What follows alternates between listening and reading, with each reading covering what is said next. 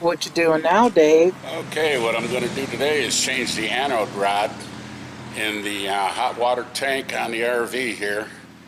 We're Dave and Karen from Watts on Wheels, and we sold our sticks and bricks to RV full-time now that we are retired.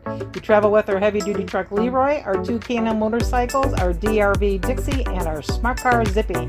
Don't forget to subscribe and click on that bell to be notified when we post a new video. And it's been 2 years since the last time I changed it, so I like to do it at least once every 2 years. And this is the anode rod. Got it from Amazon, and it's just a sacrificial rod. They're made out of different materials for different places, and what it does is it keeps your tank from corroding on the inside. This will corrode first before your tank. And where this thing is located at is right here in your hot water tank. If we open up this little hatch here, well, right here is where it's located at, and I'll show you how to take that out. Hopefully all we'll need to complete this project is some pipe tape, Teflon pipe tape, 1/2-inch ratchet. I got about a 6-inch extension with a 27mm socket, 6-point socket. And of course, the anode rod. And what we have to do is, before we remove the anode rod, we have to drain the water system in the coach here. In order to do that, in this particular model, is this valve right here, the red one. That's the hot water system, and I want to completely drain that, so I opened up the drain to let it drain out onto the ground, as you can see. And you can go inside the coach, open up all the valves and all that, but what I'm going to do is just open up the hot water pressure relief valve. And what's good about that too is you get to move it, you know, keep it moving, test it so it doesn't stick shut when you need it. So as you can hear, it's gurgling and more water's coming out, just draining the tank. So we'll let that happen for a while until all the water's gone. It's been about 15 minutes here waiting for this tank to drain, and you can see it's slowly coming to an end here. So I'm going to start to remove that anode rod. What we want to do is we put our 27mm ratchet on there, and in a counterclockwise direction we unscrew it. Sometimes they're pretty tough, so there we go. Let's unbolt it out of there. See what we got. Alright, she's out.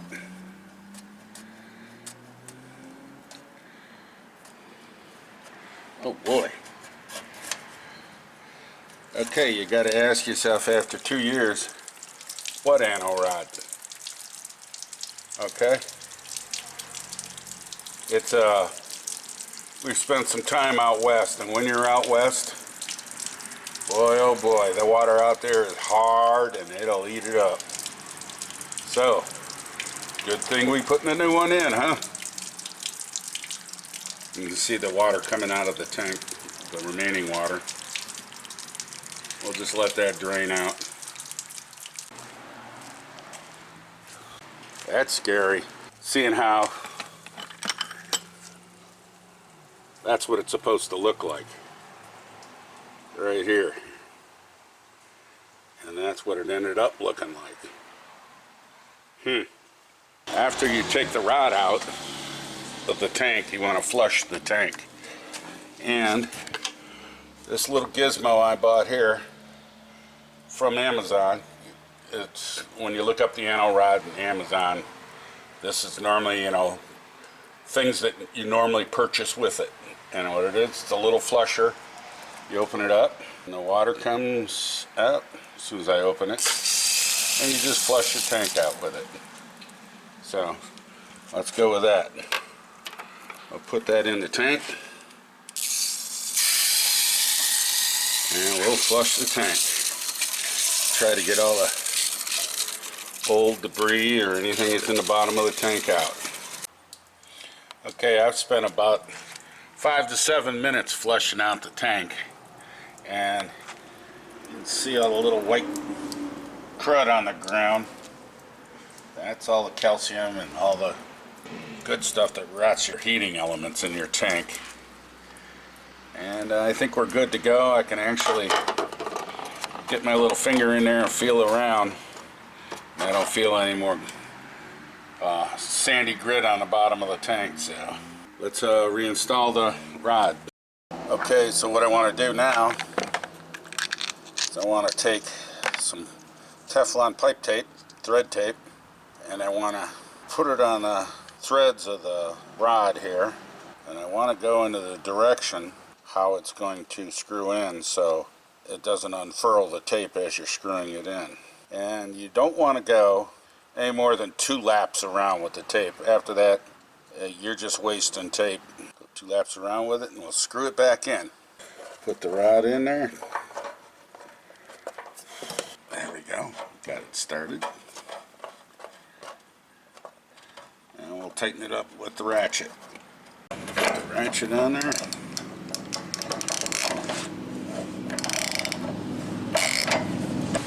And that's it. Make sure to close your safety vent. There we go. One more thing. After you're all done, make sure you shut your drains off. That way when you go to hook up, you'll wonder why. How come I don't have any water pressure as it's spraying all over the ground? Alright, water heater cover back on and job complete. You may have noticed Karen isn't here today, so she can't ask me how many beers, Dave. Which is a good thing. I'm looking at, it was an hour and a half job between stretching out the hose from all the way over there. Let me see if I can get that for you. All the way over there to all the way here. I mean, that's working itself right there.